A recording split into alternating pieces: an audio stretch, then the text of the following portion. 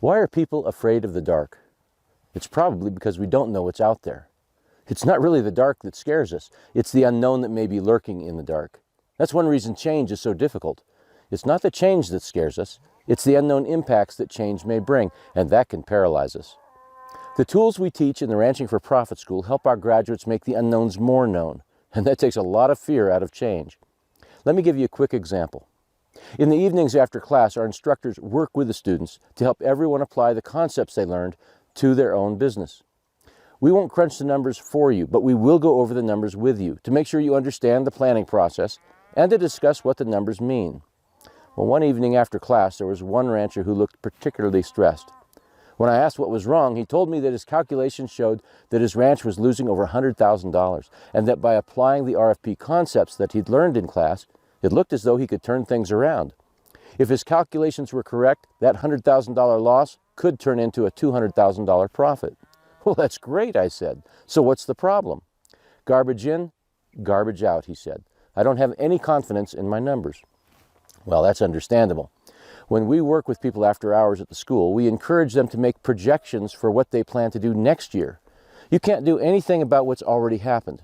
There's a lot more value in projecting the future. Besides, believe it or not, reconstructing the past is harder. We spend most of our time looking things up rather than thinking things through. It makes more sense to project the future. So let's go back to that rancher I was working with after class.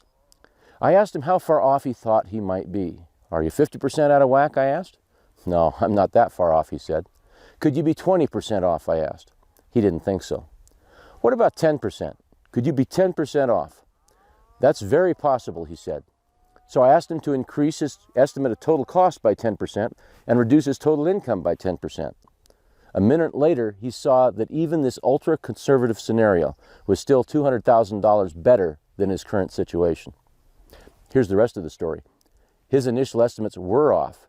He'd been too conservative. His actual profit was bigger than his original estimate. Look, we all have a lot of options available to us, whether it's the type of enterprise we run or the way we structure those enterprises. But even when the status quo is bad, we often stick with it because the unknowns associated with the alternatives scare us even more than the current situation, as bad as it may be. We justify the status quo, arguing that, well, it isn't really so bad, or this is just the way ranching is, or we've gotten used to it this way. We tell ourselves that change is too risky. Change could lead to something even worse. Look, I'm not pretending that you can ever see the future with 20/20 vision, but you don't need to. Your estimates may not be perfect, but with a little thought, they'll be accurate enough to provide useful, actionable information. When you look for dead wood in your business, you don't do the surgery with a scalpel. You do it with a chainsaw. If you think $10,000 is the difference between a good year and a bad year, you're kidding yourself. It was never going to be a good year. The tools you'll learn at the Ranching for Profit School can help you make the unknown more known, and that takes a lot of fear out of the future. This is exciting stuff. How do you think it feels to turn a $100,000 loss into a $300,000 profit? Exciting is an understatement. So let's figure this out. Let's make a plan. Do you have the tools to make meaningful projections on management alternatives? The tools to build and test your plan? We've been teaching those tools to ranchers for over 35 years. It's high time you learned them and got rewarded for your hard work. So come on, let's make a plan. We'll see you in class.